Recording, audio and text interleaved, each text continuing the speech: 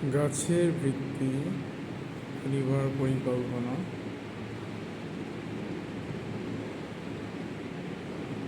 সম্পৃক্তকরণ, সম্প্রসারণ, একান্নবর্তীকরণ,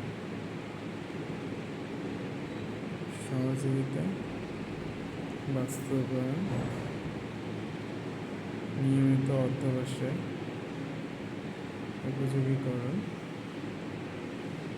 সঠিক জীবননীতি, পর্যায়ক্রম পরিচালনা, রক্ষণাবেক্ষণ করা আমাদের মূল ভিত্তি দায়িত্ব, এবং এগুলো সঠিকভাবে সবাইকে মেনে চলে আমাদের সাথে সহযোগিতায় থাকিতে হবে। তাহলে আমাদের সর্বকিছু সর্বদা সুন্দরভাবে চলতে পারবে।